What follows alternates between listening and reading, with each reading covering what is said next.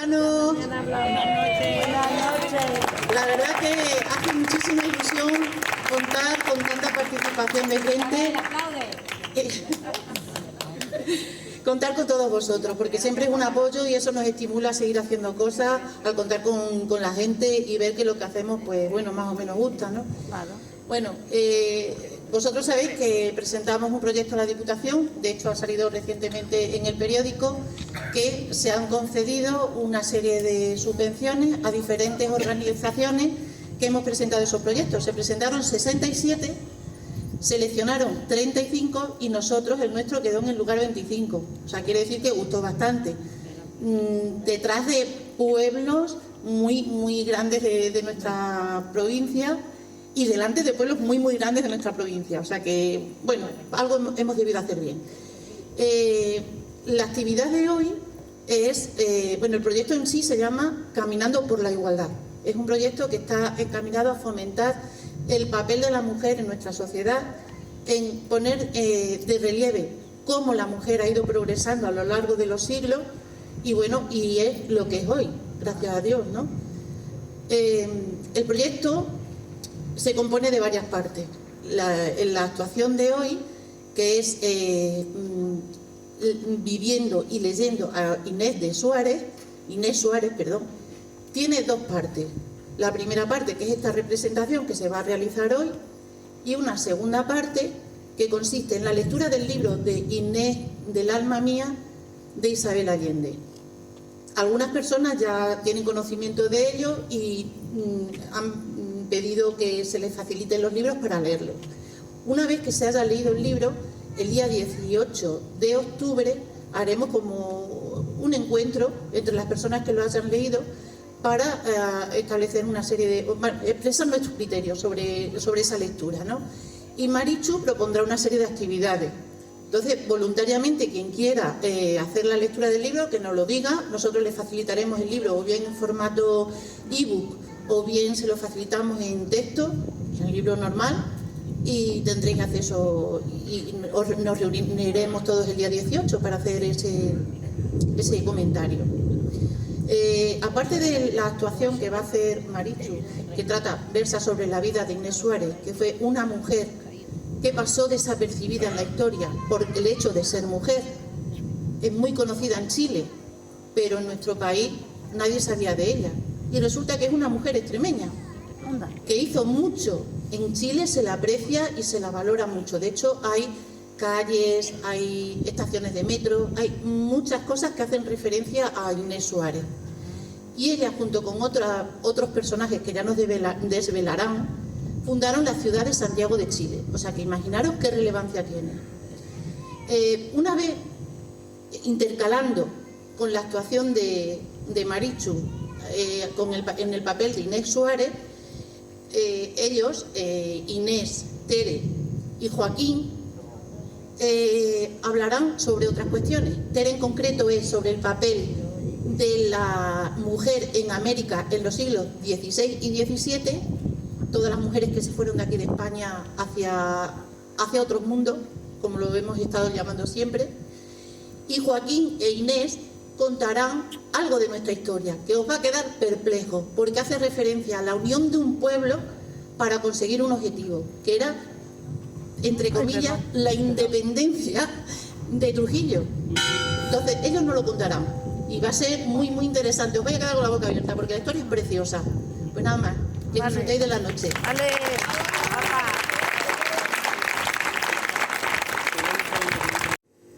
Vergüenza me dais, vergüenza.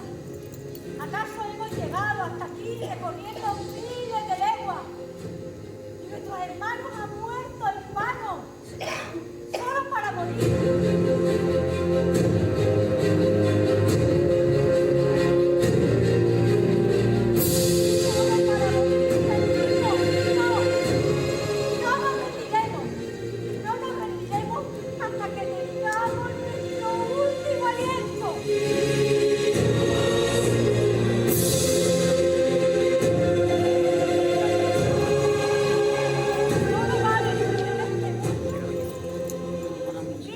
morir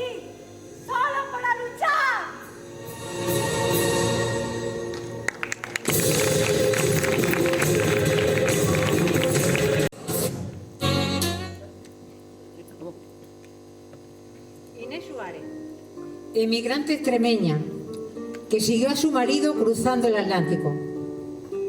Tuvo una inesperada vida propia, llena de aventuras y un papel trascendental en la historia. Sobrevivió a una segunda vida. Formó parte de la expedición de Pedro de Valdivia hacia Chile. Su fiel compañera. Participó activamente en la fundación de Santiago de Chile, figura clave en la defensa durante el asedio mapuche en 1541. Es esa esposa en busca de su marido, pero también es la encomendera, soldado, la enfermera, la amante, la organizadora de la vida ciudadana, la gobernadora de la ciudad cuando se tienen que ir los hombres a la lucha. La primera intervención de Inés hace referencia a la defensa que protagonizó durante el ataque de los mapuche a Santiago de Chile en 1541, estando Pedro de Valdivia ausente en otros menesteres importantes.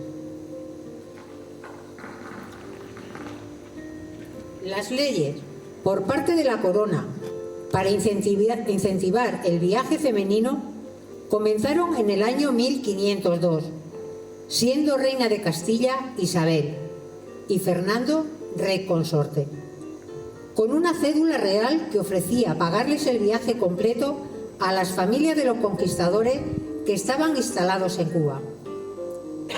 Pero no solo a las mujeres de los conquistadores, sino también a otras mujeres de la familia, con el objetivo de proporcionar casaderas a los conquistadores solteros.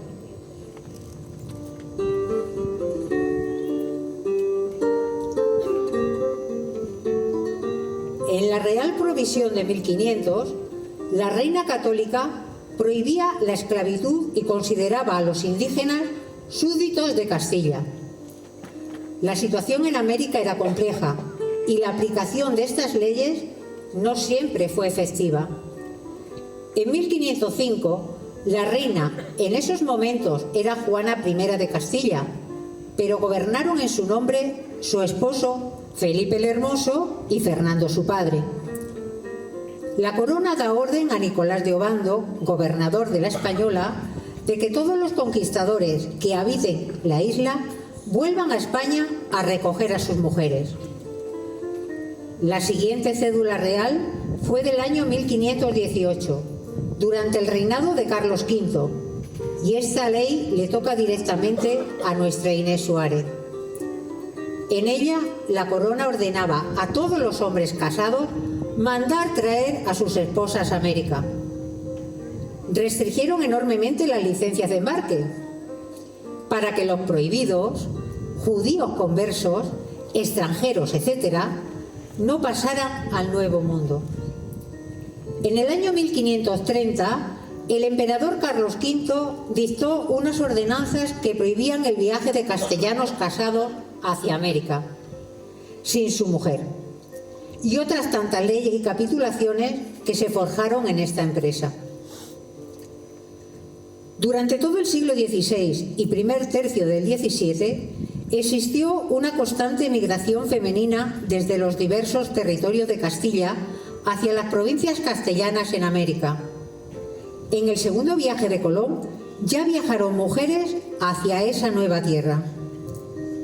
Emigraban familias completas, con criadas y criados, mujeres que iban para unirse a sus maridos, padres o hermanos, además solteras con el rol de criadas para ejercer la prostitución o para casarse con algún hombre, castellano, por supuesto, que participaba en la conquista, y viudas de indias que no sabían si sus esposos estarían vivos o muertos. ¿Cartas que enviaban los maridos a su esposa de Castilla para atraerlas al Nuevo Mundo? Decían, por ejemplo: cuando no os tuviera tan bien salir de los trabajos y enfermedades que en Castilla se pasan, lo hiciérades por solo mi gusto y amor.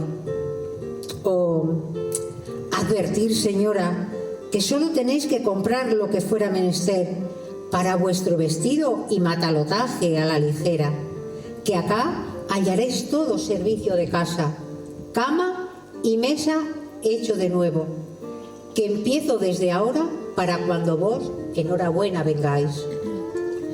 No se sabe qué cosa es hambre. Se gana mejor de comer y se casan mejor las hijas. También hubo mujeres instaladas desde hace años en Indias, nobles y religiosas, que son las que sabían escribir, para que realizaran el viaje costeándoles el mismo. Existieron también las cartas de llamado, que desaconsejaban el viaje a las mujeres, y decían: aunque esta tierra es buena para ganar de comer, no lo es para envejecer en ella, porque es tierra donde se tiene poco contento para poder estar en ella. Si no es, como digo, mientras se gana para poder ir a casa, buena de Castilla. Esta tierra no es para en ella permanecer. ¿Y qué decir de esta caravana de mujeres? Es digna de reseñar la expedición liderada por Mencía Calderón hacia el Río de la Plata en el año 1550, que embarcó 50 mujeres casaderas, de las que llegaron 40 hacia el Nuevo Mundo. Muchas de estas mujeres solteras tenían en cuenta a la hora de emigrar hacia América para buscar marido que el objetivo claro era casarse con alguno de los conquistadores ricos y, a ser posible, viejo. Pensaban en tener un matrimonio corto y en heredar posteriormente los bienes de sus maridos, para vivir en América de una manera muy holgada, sin pasar ningún tipo de penurias, y casarse o no con quienes ellas quisieran.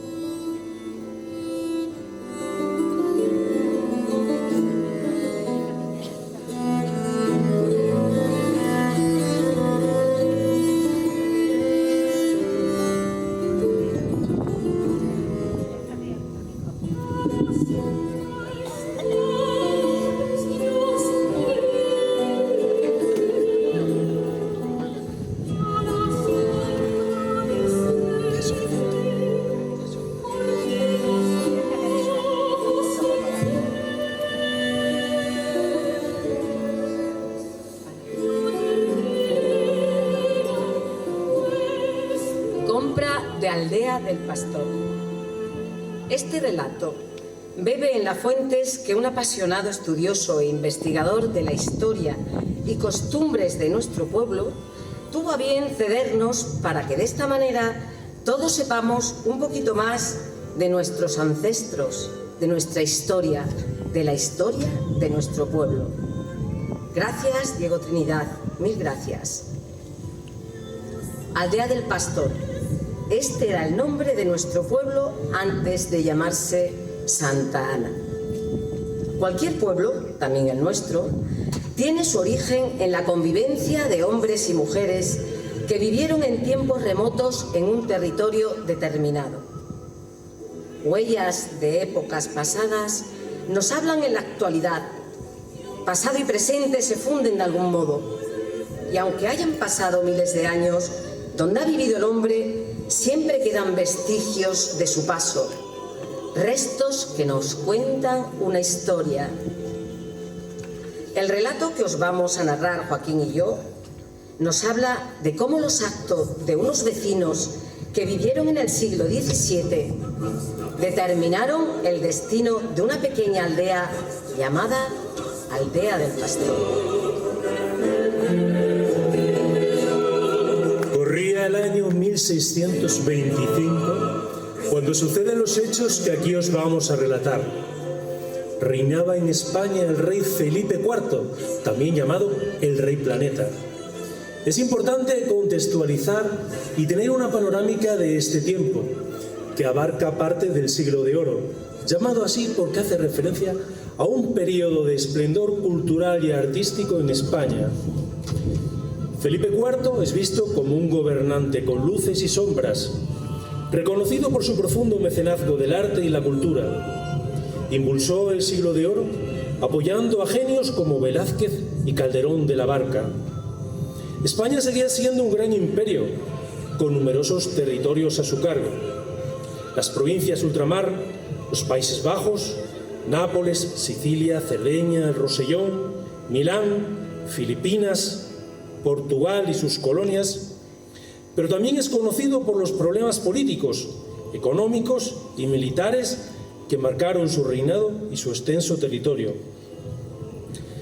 Su gobierno coincidió con una época de crisis y declive para la monarquía hispánica, con conflictos en Europa, guerra de los 30 años y luchas internas. En 1640, Portugal se independiza de España. Juan IV de Braganza se proclama rey de Portugal, poniendo fin a la unión dinástica que había durado 60 años, desde 1580, con Felipe II. Felipe IV reinaba, pero no gobernaba. Fue su valido, el conde duque de Olivares, el que se entregó a la pasión de gobernar. Mientras tanto, Felipe IV siguió dedicado al teatro, la cultura y a los placeres.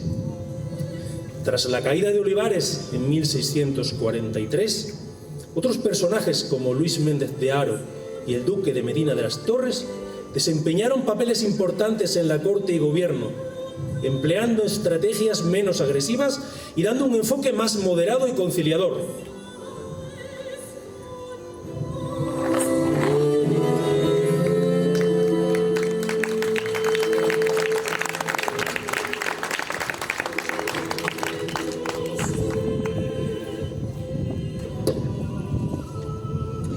El rey no necesitaba dinero para sostener la política exterior, las campañas militares y los gastos de Estado. Las arcas estaban mermadas. Por ello, el rey Felipe IV solicita y consigue el consentimiento del reino reunido en Cortes para que se vendan 20.000 vasallos o vecinos de cualquier villa o lugar de realengo con jurisdicción propia o aldeas dependientes de una ciudad. Tal es el caso de nuestro pueblo, que pertenecía a la ciudad y jurisdicción de Trujillo. El rey permite en su real cédula que las aldeas se compren a sí mismas, independizándose de las ciudades que tenían anteriormente su jurisdicción. El rey lo fundamenta de esta manera.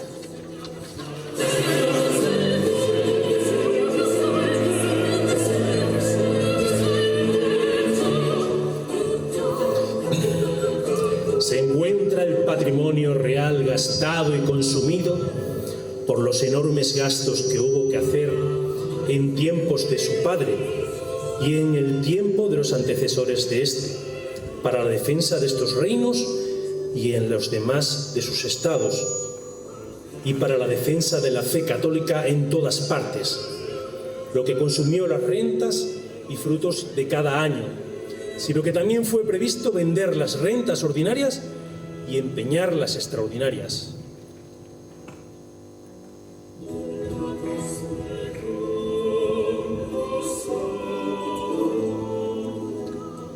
El rey, pues, permite en su real cédula que las aldeas se compren a sí mismas, independizándose de las ciudades que tenían anteriormente su jurisdicción. Por el mismo precio que podía ofrecer un particular, un pueblo tenía libre el camino para comprar su jurisdicción. Y aquí es donde los vecinos de Aldea del Pastor, como si de los de Fuente Ovejuna se tratara, aunque con distinta motivación, tuvieron a bien, en concordia y avenimiento, comprarse a sí misma y dejar de depender de la jurisdicción de Trujillo. Por cierto, Joaquín, ¿se sabe el precio por la venta de Aldea del Pastor? Se pacta un precio de venta entre las partes que es de 18.130 maravedíes por vecino, o si se elige la otra modalidad, 370 maravedíes por legua legal del terreno. ¿Y cuál de estas dos modalidades eligieron los vecinos de Aldea del Pastor?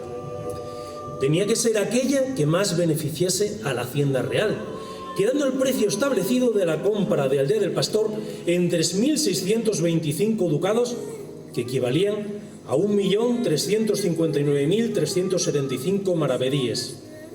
El pago debía hacerse en moneda de plata y no en otra moneda, es decir, no se podía realizar en moneda de vellón, pues ésta se devaluaba continuamente. Las condiciones de venta aparecen reflejadas y firmadas en las reales cédulas del 15 de enero, del 31 de marzo y del 20 de agosto de 1626. ¿Y por quién podía optar a comprar Aldea del Pastor? Podía haber más de un comprador, bien un particular, bien la ciudad de la que dependía la aldea en cuestión, en este caso Trujillo, o bien la propia aldea.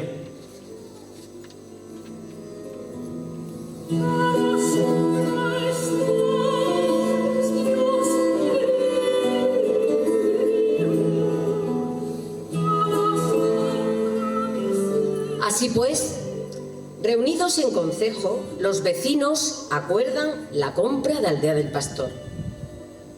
Un 25 de mayo de 1628, reunidos en Madrid por una parte y en nombre del rey, don Bartolomé Espínola, y por la otra, el joven Antonio Roll, con poderes notariales del concejo de Aldea del Pastor y en nombre de sus vecinos, el rey otorga y hace merced a título de venta, o lo que es lo mismo y se diría hoy en día, se firman las escrituras, pasando Aldea del Pastor a ser villa e independizarse o apartarse de la jurisdicción de Trujillo. Así reza una parte de la escritura de venta. Haciéndoos villa de por sí y sobre sí, y que tengáis jurisdicción civil y criminal, sin que de aquí en adelante y para siempre jamás la dicha ciudad de Trujillo, ni la justicia de ella, ni de otras partes puedan conocer ni conozcan de cosa alguna tocante a la dicha jurisdicción, con el señorío y vasallaje, penas de cámara y sangre, calumnias y mostrencos, y escribanías si fueren anejas a la dicha jurisdicción, y con todas las demás rentas jurisdiccionales del señorío, vasallaje y jurisdicción de esa dicha villa, anejas y pertenecientes a ella, en cualquier manera, desde la hoja del monte hasta la piedra del río, y desde la piedra del río hasta la hoja del monte.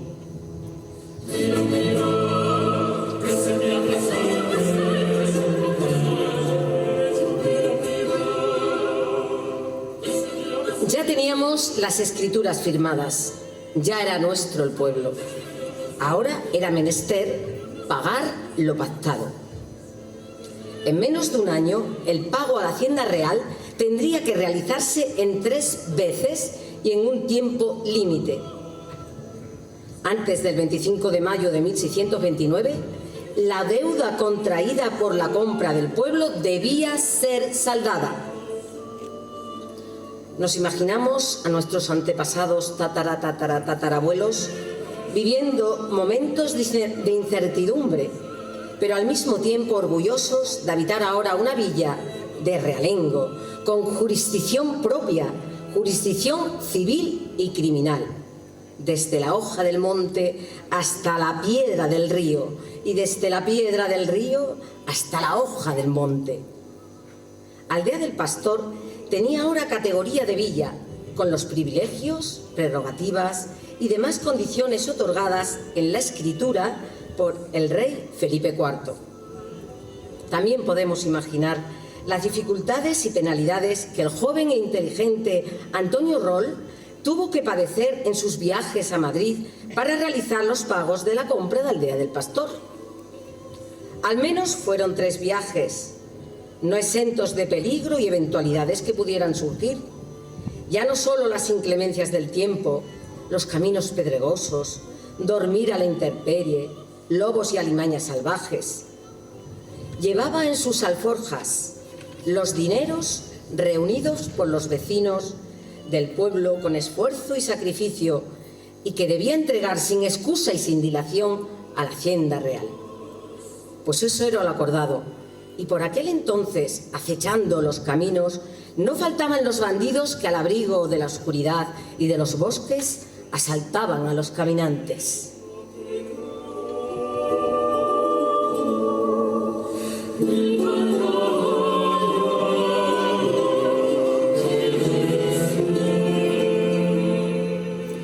Dejamos a un lado la imaginación. Cuenta Diego Trinidad en el libro Santaniegos II que pasado un tiempo después de la compra se realizó el censo del vecindario. Había 44 vecinos censados en la aldea del Pastor en 1628 y se sabe cómo se llamaban, qué estado civil tenían, su profesión, su edad, con quién estaban casados y cuántos hijos tenían. También se sabe que en estas fechas de 1628, aunque había 44 personas censadas, en el pueblo residían 191 personas. No había razón para que Aldea del Pastor siguiera llevando dicho nombre, pues ni era ya aldea, ni pertenecía a ningún particular ni a ninguna ciudad. Ahora era ya villa, con jurisdicción propia y con categoría de Villa de Realengo.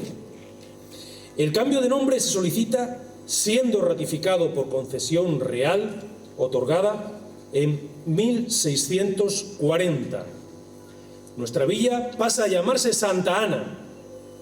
No está muy claro el porqué de dicho nombre.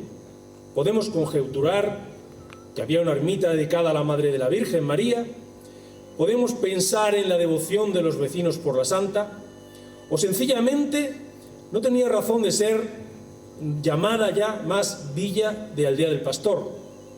Nuestros antepasados así lo dispusieron y así lo decidieron, eligiendo este bendito nombre del cual nos sentimos orgullosos.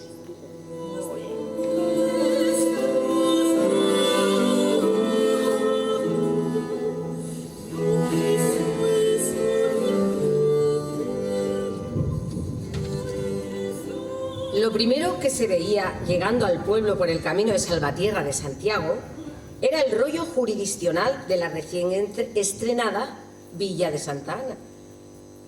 El origen de estos rollos jurisdiccionales debe buscarse en ese proceso histórico medieval que conocemos como Reconquista. Sería muy interesante profundizar en la génesis de estos monumentos medievales, pero lo dejaremos para otra ocasión. Baste saber algunos datos del rollo de nuestro pueblo. Las villas no eran todas iguales. Había dos clases o tipo de villas. Las villas de señorío, en las cuales y por decreto del rey, éste delegaba el poder jurisdiccional en un noble que ejercía la justicia en su nombre, y por otra parte, las villas de realengo, que dependían jurídicamente directamente del rey. Este es el caso que nos ocupa. Nuestro pueblo había pasado de ser una aldea a ser una villa de realengo. Estos monumentos se erigían en la entrada de las poblaciones y siempre junto a las vías principales. El sentido y función que tenía el rollo era hacer saber tanto a sus visitantes como a los que habitaban la villa que si se cometía cualquier delito o tropelía, no iban a ir a Trujillo a ser juzgados, sino que serían juzgados en nuestro pueblo, por tener este derecho a justicia, al ser, como ya hemos dicho, una villa de realengo.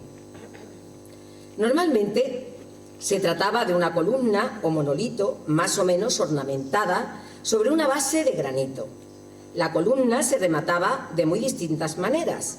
En el caso de nuestro pueblo, la columna termina en un capitel que no se sabe muy bien qué representa. En Extremadura era normal que se utilizara el granito en la construcción de estos monumentos, pues esta piedra era y es común en nuestra tierra. Muchos años después se añadió una cruz de hierro. el rollo de justicia de Santa Ana se encuentra ubicado en el llamado Ejido de la Ruiza, o como lo llamamos los santaniegos, el Ejido de la Ruiza. Me dice José María Regodón que el nombre le viene dado por una mujer de Ruanes que se apellidaba Ruiz, se llamaba Ana Ruiz, casada con un militar, y que en algún momento esas tierras habían pertenecido a ella. La Ruiz.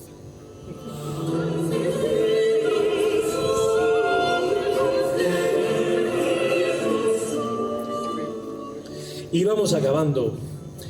Por breves momentos hemos sido viajeros del tiempo, de épocas y acontecimientos que ya pasaron. El estudio y la curiosidad hacen posible la magia de trasladarnos al presente. Estimado público, deseando que hayáis disfrutado con este relato, nos despedimos con palabras del alcalde de Zalamea. Al rey la hacienda y la vida se ha de dar, pero el honor es patrimonio del alma y el alma solo es de Dios. Hasta la próxima, paisanos y vecinos de la villa de Santa Ana.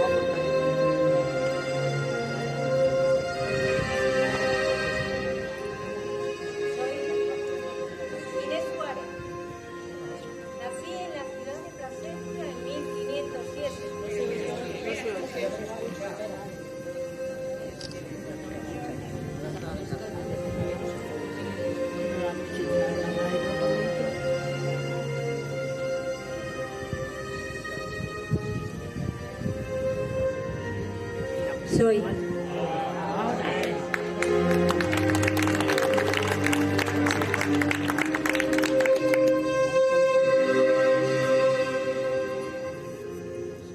Suárez.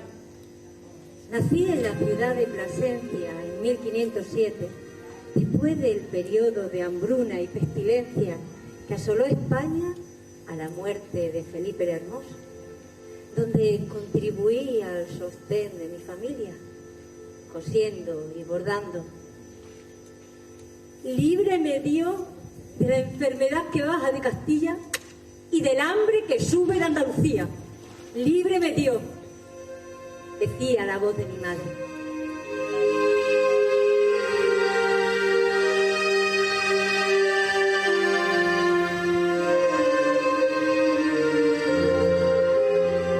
Contaré qué senderos me llevaron a alcanzar la conquista de Chile y la fundación de la ciudad de Santiago. Y mira, los que oídos ponéis es un ir y venir de historias que se fueron tejiendo, y una cosa me llevó a la otra, no libre de sufrimiento y coraje. Micaela, Micaela, trae el costurero que me hizo mi padre.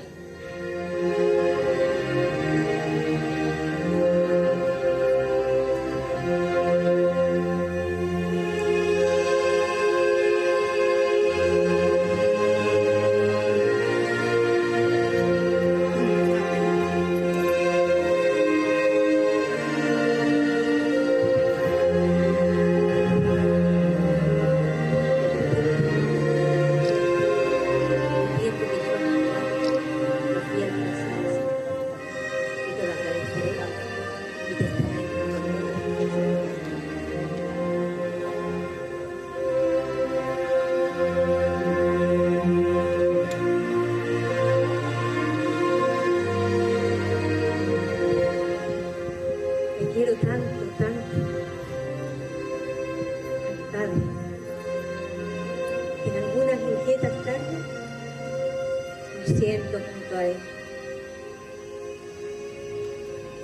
¿A quién contaré yo mi pena, mi lindo amor?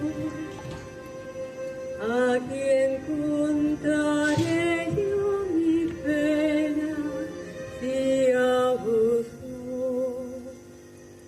Muerta quedo si tú me dejas, mi lindo amor. ¿A quién contaré yo mi queja, si a vos soy?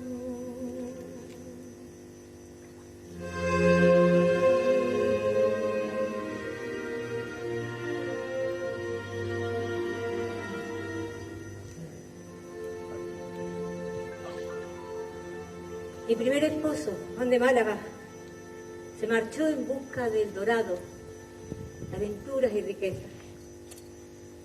Un día me mandó una misiva allende las aguas, en la que me manifestaba su amor y de la riqueza y descanso que tendría en esa nueva tierra.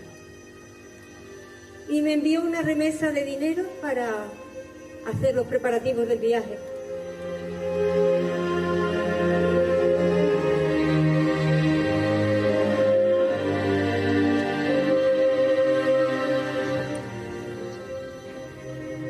Emprendí el camino hacia el Nuevo Mundo en el año de nuestro Señor, de 1537. Animada por la oportunidad de vivir mejor, de desligarme de las costumbres de la sociedad castellana.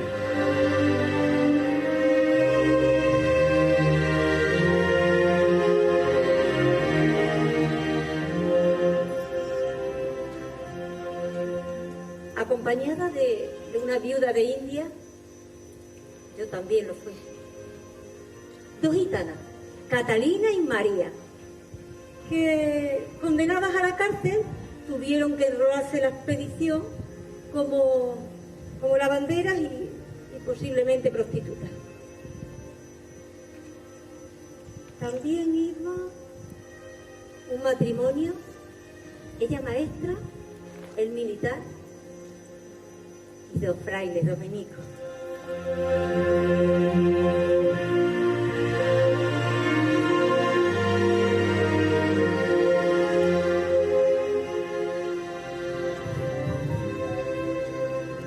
Llegamos a nuestro primer destino, Sevilla, con los bártulos a cuestas. Sevilla era un hervidero de gentes y peligros. En la casa de contratación te pedían los certificados, el de buena conducta, el certificado de cristianos viejos y, cómo no, la misiva de mi esposo. Y dado que a las mujeres no nos permitían viajar solas, uno de los frailes fue mi deudo. ¿Y sabéis cuánto tardamos? Tardamos 24 días desde Plasencia hasta Sevilla, recorriendo una media de 3 leguas diarias. Pasamos por Cáceres la primera noche y me encontré convencía de los nidos. Estuvimos hablando de lo que contaban nuestras abuelas. Decía que su abuela era muy devota de San Antonio y que decía algo así como, ¿cómo era? Lo que decía Mencía: yo rezo a San Antonio 3 veces por semana. Si algún santo se enfada, rezo a quien me da la gana.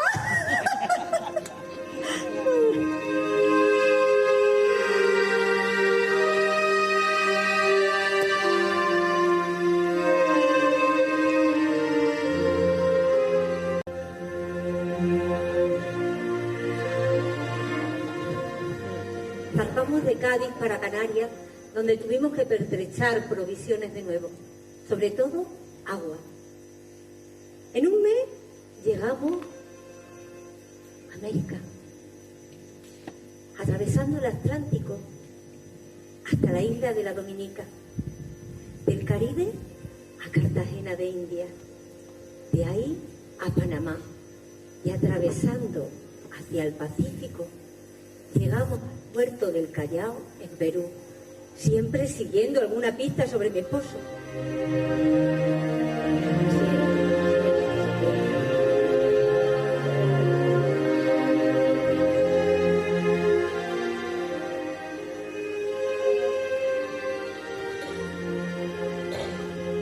Aquella espantosa travesía me hizo criar callos. Confinados como piojos en costura, perdimos toda la intimidad. Pasajeros en segunda comíamos, dormíamos y cagábamos en cubierta, expuestos al ataque de las ratas.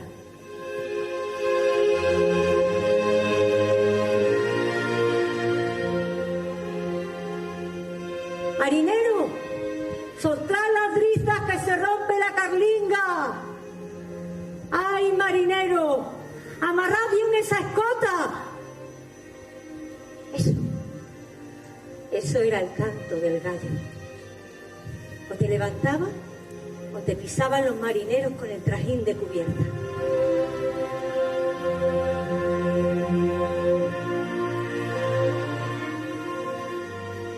Comíamos todos a la misma hora para cocinar los alimentos en el fogón.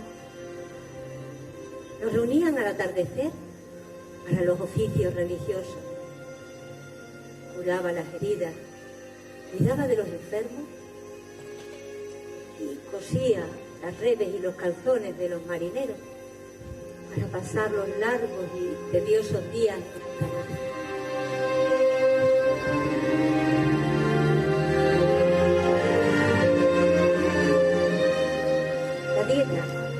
La dieta estaba basada en pan de harina de trigo, carne salada, pescado, aceite, vinagre y vino de muy baja calidad. A medida que iba avanzando la travesía, los alimentos del matalotaje se volvían mohosos y se descomponían. El agua se volvía putrefacta y con mal sabor.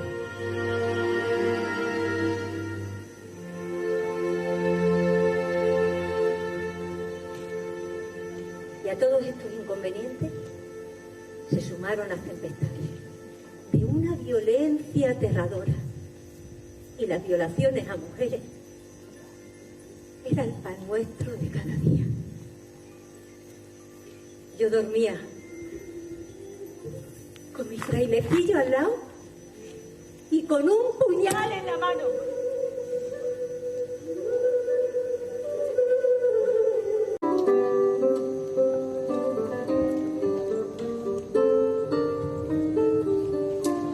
Imaginaos una vez que una mujer castellana decidía embarcarse en esta gran operación y tenía acompañamiento.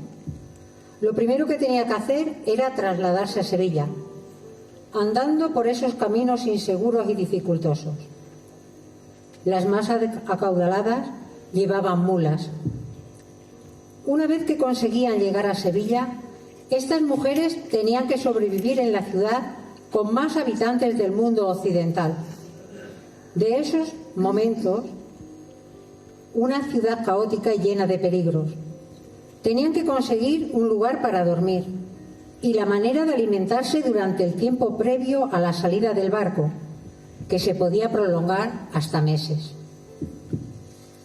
Las mujeres debían conseguir la licencia de embarque, ¿cómo no?, negociar el precio del pasaje con el capitán del barco y resumir todo lo necesario para la travesía, tanto bebida y comida, como la ropa y los utensilios de cocina. Los funcionarios de la casa de contratación revisaban toda la documentación antes de expedir la licencia de embarque. Para ello era necesario un certificado de buena conducta, un certificado de cristiano viejo, el de soltería. Todos estos certificados eran expedidos por el regidor o el párroco del pueblo o la ciudad. Se exigía la carta del marido o del padre, pues las mujeres no podían viajar solas. Debía presentar un certificado llamado averiguación o información de limpieza de sangre, en el que justificase que sus padres y sus 4 abuelos habían sido cristianos, no marranos, no que no se lavara, Antonio, judíos conversos, ni moriscos. Toda comodidad carecía de importancia en los barcos que hacían la carrera de Indias, ya que todo lo demás se sacrificaba en pos del mercantilismo. Una media de 30 pasajeros por barco era lo habitual. La comida, la bebida y el espacio marcaban la diferencia social entre las mujeres. Las de mayores posibilidades económicas podían permitirse costearse un pequeño espacio privado, de no más de 2 metros de largo por medio metro de ancho, con 2 tablas por cama. El resto de las mujeres que viajaban a América tenían que dormir al raso en la cubierta del barco, junto a los pasajeros y tripulación masculino. Qué noche más larga, ¿verdad? Todas las mujeres tenían que comprar la comida y bebida que iban a consumir durante la travesía. Es lo que se conocía en la época como el matalotaje, así como los cacharros de cocina para poder consumir la comida y ropa interior blanca. Antonio, esta noche no tenemos trompeta, pero mira, tenemos chichi. Los maridos que se habían posicionado socialmente en América pedían a sus mujeres: las ropas y las sayas sean adornadas con pasamanos de oro con 3 franjas de oro. Los trajes que trajéredes sean honrosos, de seda y oro, porque conviene así. Existen numerosas referencias en la documentación existente en el Archivo de Indias en relación con violaciones, lo que nos hace pensar que de manera lamentable no eran casos precisamente aislados.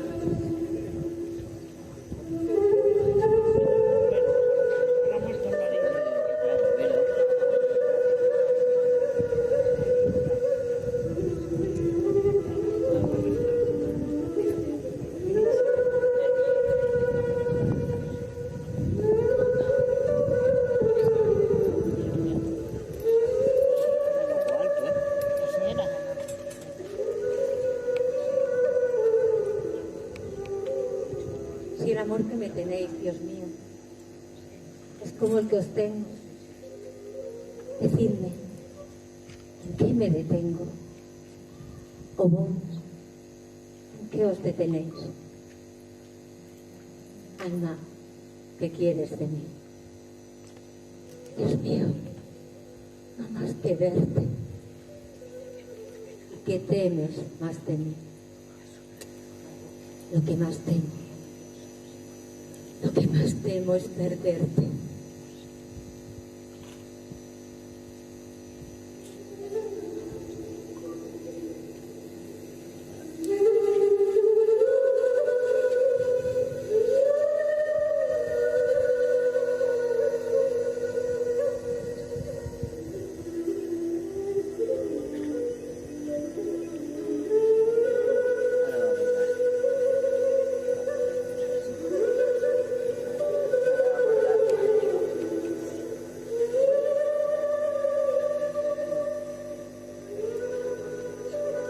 Mi llegada al Perú en 1538 puso fin a la búsqueda de Juan. Fui informada del fallecimiento de mi esposo, muerto con honor en la batalla de Salinas. Por aquel entonces nombraron maestre de campo del gobernador Francisco Pizarro a Pedro de Valdivia. Lo conocí en la recién fundada ciudad de Charcas. La primera vez que lo vi, me socorrió de un pendenciero a que le había propinado un sartenazo en más de una ocasión. Vete de aquí.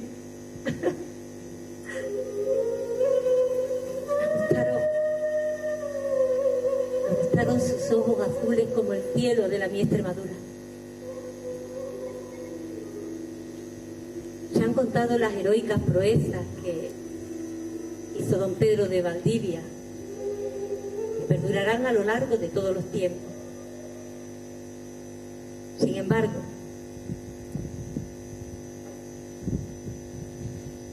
yo sé de él lo que la historia jamás podrá averiguar. Cómo amó y cómo ese amor le dio brío en sus caídas, cordura en sus desatinos, claridad en su insensatez.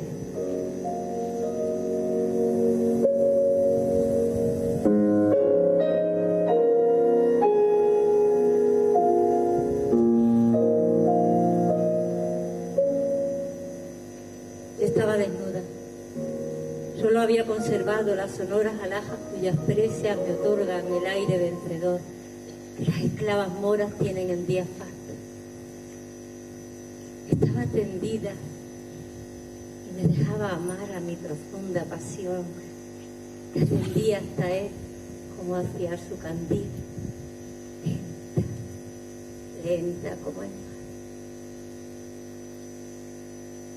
Y mis brazos, mis piernas, y mis muslos y mis flancos, pulidos como el óleo, pasaban por sus ojos nítidos y serenos.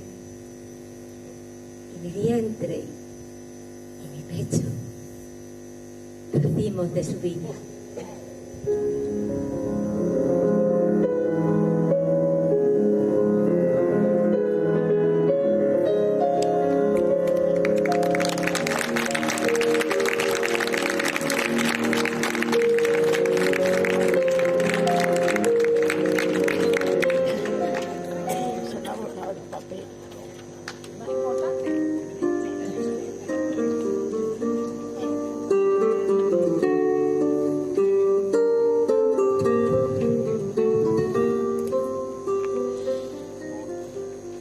Tras partir de uno de los puertos andaluces, Cádiz, Sanlúcar o los puertos onubenses principalmente, el convoy siempre se dirigía a Canarias, permaneciendo entre 6 y 8 días. Desde las Islas Canarias, en un mes, atravesaban el mar hasta la isla de Dominica, donde se realizaba una parada y se bajaba a tierra. Las mujeres y hombres que viajaban por primera vez se sorprendían con las cosas que nunca habían visto, como la gente que habitaba la isla o la fruta tropical. Las mujeres cuyo destino era el virreinato de Perú, el caso de nuestra Inés, tenían que realizar el camino que las llevaba a la costa pacífica, a la ciudad de Panamá. El trayecto tenía unos 80 kilómetros de duración y era conocido como el Camino de Cruces, y de ahí andando a Panamá, o el Camino Real, que se recorría andando o en mulas, desde Nombre de Dios o Portobelo a Panamá. Desde Panamá se viajaban en barco hasta el puerto del Callao, puerto de la ciudad de Lima. En definitiva, la presencia de la mujer en América en el siglo XVI fue decisiva para el desarrollo de la sociedad española en la época de América. A la conquista de los territorios americanos siguió una colonización basada en la fundación de ciudades puramente castellanas, combinado con la implantación de los valores y costumbres principales de la sociedad española del siglo XVI. Por tanto, para poder llevar a cabo ese proyecto colonizador, la presencia de la mujer en América fue de una tremenda importancia. Antes de ser partícipes de la introducción y permanencia de la sociedad española en América, todas y cada una de esas mujeres tuvieron que realizar una gran hazaña en el viaje que las llevó al Nuevo Mundo. Un viaje generalmente solo de ida, donde por tanto dejaban a amigos y familiares a los que probablemente no verían nunca más. Un viaje lleno de peligros, tales como inundaciones, ataques piratas, enfermedades dentro del barco, violaciones, etc. Un viaje aterrador, donde existía una posibilidad muy real de morir. En definitiva, un viaje por la vida, una apuesta a todo o nada.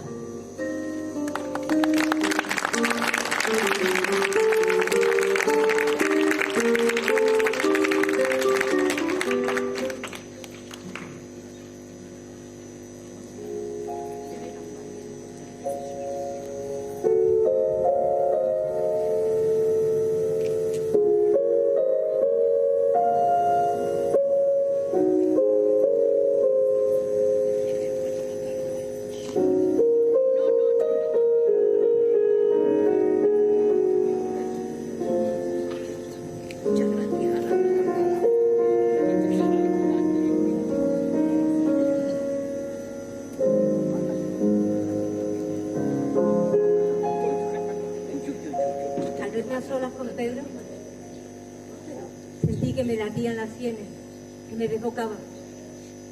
Sentí que no podía soportar la mirada de esos ojos azules, cuyos párpados había besado a menudo cuando dormía. Me profirió halagos. Una vez superada la frialdad, contó con todo detalle el juicio de Perú. Y al verme condenada al destierro y a la pobreza, hizo que me propusieran para casarme con otro. Lo sé. Se me clavó una daga en el pecho. Me sujetó por los hombros y me atrajo buscándome los labios.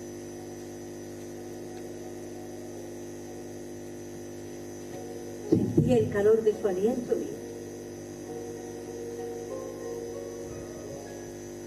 lo que más admiraba de mí era mi lealtad. Con una tristeza que me arrancaba el alma, le manifesté mi fidelidad a Rodrigo, mi esposo.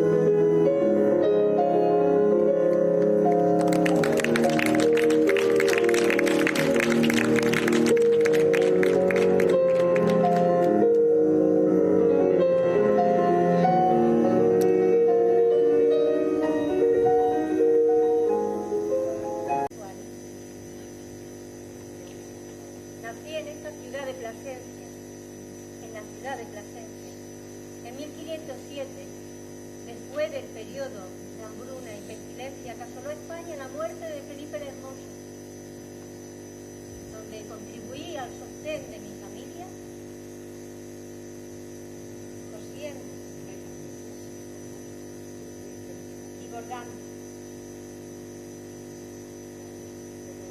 ¿Conscient?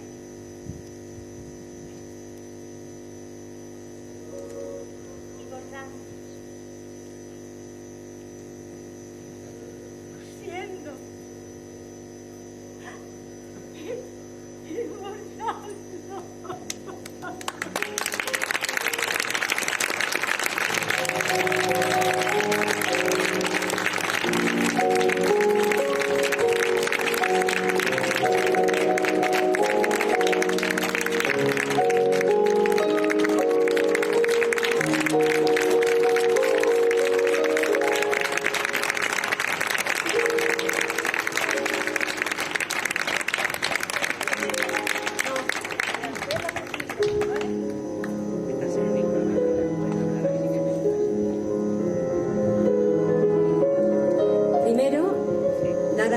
Pilar, porque hemos mantenido una unión desde hace pues más de un mes que le mandé este proyecto y me llamó, dice, oye, pues no sé, tiene buena pinta.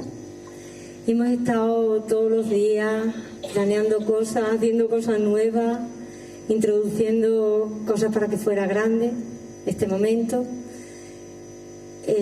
La cuestión de vuestro pueblo como Villa de Realengo por parte del rey Felipe IV, que por cierto, ¿sabéis una cosa? ¿Sabéis una cosa de Felipe IV? Pues no me sé yo chisme. Felipe IV iba a Madrid al Corral de Comedia de la Cruz y se enamoró de la Calderona. Vaya que sí se enamoró de la Calderona. Pero no cuento más, porque Juan José de Austria ya sabéis de dónde proviene, ¿no? Y bueno, y no cuento más, y de la Marizápalos tampoco os cuento, porque si no estaría aquí hasta mañana. Esta segunda parte, con esto he querido escribir y reflejar cómo el amor mueve montañas, conquista territorios. Me gustaría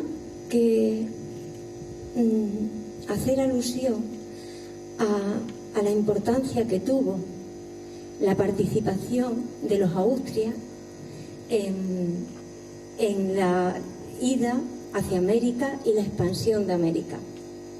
Me gustaría decirlo porque propinó que esas mujeres fueran a América. Era imposible que hubiera un desarrollo español allí, unos matrimonios españoles como querían, si no había mujeres. Y por otra parte, también envió maestras para que voluntariamente esas indígenas, esos hijos españoles que habían nacido allí, que eran criollos, tuvieran una educación española. Esas normas provenían todas del otro lado del Atlántico.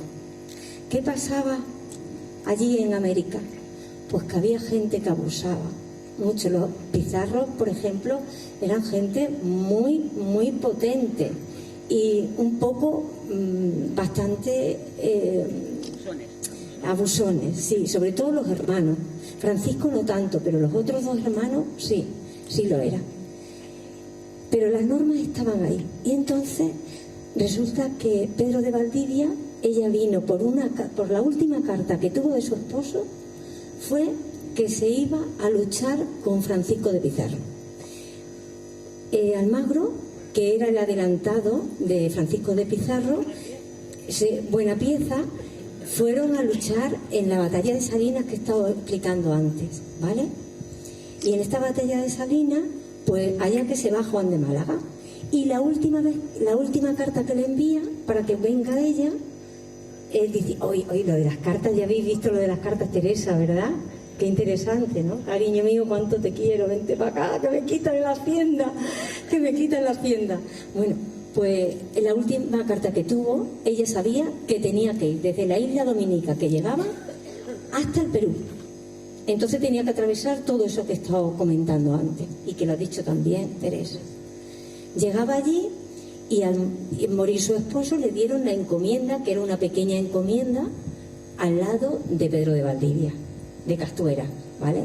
Pedro de Valdivia venía de las batallas de Pavía, de Europa, de tener una relevancia importantísima como militar y tenía una buena encomienda.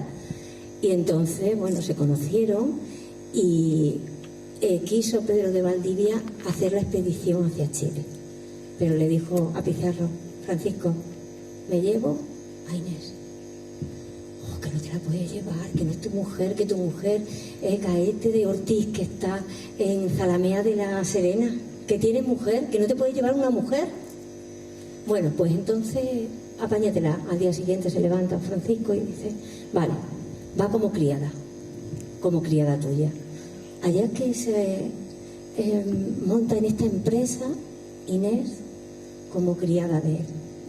La primera expedición, ¿vale?, que hubo hacia Chile. No fue la primera, fue la segunda, porque Almagro tuvo la primera, la segunda. En la primera de Almagro pasaron cosas terribles. Se llevó a indígenas, igual que llevó Pedro, y llevaba también a indígenas mujeres preñadas, para cuando pasaran el desierto de Atacama poder tener líquido para poder beber. Y a los niños, cuando nacían, pues los echaban a la arena ardiente. Pero cosas muy...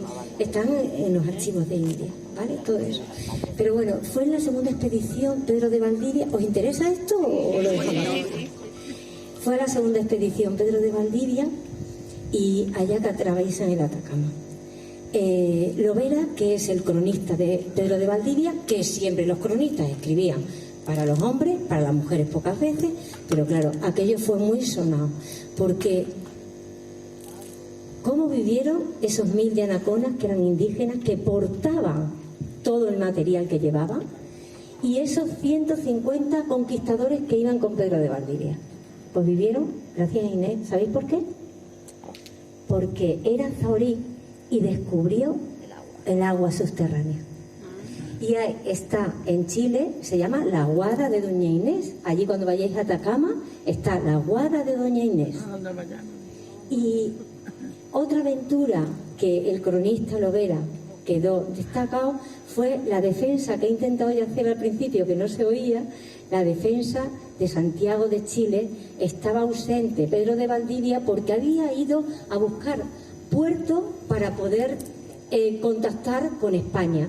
Y entonces, durante ese tiempo que no estaba, vinieron los mapuches, que eran distintas etnias allí cerca de Chile, estaban siempre en disputa civil, unas etnias con otras. Y entonces se unieron para atacar a Santiago de Chile. ¿Qué pasaba? Que Pedro de Valdivia, ¿sabéis lo que había hecho? Había tomado como rehenes a cada uno de los caciques y los había encerrado en Santiago de Chile, en esa ciudad que no podéis imaginar cómo era esa ciudad en aquel momento. Pues los había encerrado. Inés lo único que se le ocurrió fue animar a la hueste que quedaba allí y coger con una espada, cuenta la leyenda, que cortó las 7 cabezas de los caciques, las puso en una pica, las llevó al centro de Santiago, y cuando la vieron los indígenas mapuches salieron despavoridos, huyendo, y pudo salvar a Santiago. Y eso también el cronista, años después, ha salido como documentado. Toda esa documentación se tiene porque esta mujer hizo cosas muy relevantes. Pero hubo otras mujeres que hicieron cosas también importantes, porque el hecho de simplemente de vivir la cotidianidad del día a día, de cuidar del ganado, cuidar de la casa, de la agricultura, cuidar de la familia, de todo, eso no se ve allí lo que se hace y lo que no se hace en América en ese momento de la mujer. Y siempre cuando escribía esto, que escribí cuando hablaba del gesto de mi padre, que me había hecho mi padre, ¿vale? Ocurrió en la pandemia y mi padre falleció en la pandemia. Entonces, pues tengo mucho cuidado cuando toco ese gesto, que no lo hizo mi padre, me lo ha hecho un amigo, pero en la interpretación me lo ha hecho mi padre y lo siento como mi padre. Y hablo también de mi madre, que Tere los conoce, ¿verdad? Los conoció. Sí, Bueno, pues cuando escribo todo esto es porque el amor y la pasión que hubo entre Pedro e Inés fue la responsable de esta conquista de Chile y la fundación de la ciudad de Santiago. Cuando se casó con Rodrigo, estuvo 30 años viviendo con Rodrigo, 10 años con Pedro y 30 años con Rodrigo. Rodrigo, el día que murió ella, me dio tanta pena porque estaba enamorada hasta las trancas. Y el día que murió ella, al mes, murió de pena. Murió de pena. Y esta historia la he contado porque Inés es una de nuestras mujeres grandes de Extremadura, de la provincia de Cáceres, nacida en Plasencia. Y es una mujer que hay que tener en cuenta. Muchísimas gracias. Gracias a Pilar y a Tere, por favor, Joaquín, Pilar, Inés, por favor, Tere, Joaquín, Pilar, Inés, este engranaje que han hecho posible esta noche fantástica aquí en Central. Muchas gracias.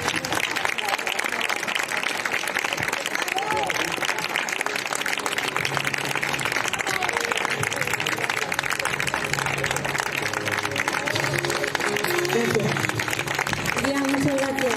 Andrés, gracias. Aunque se nos haya ido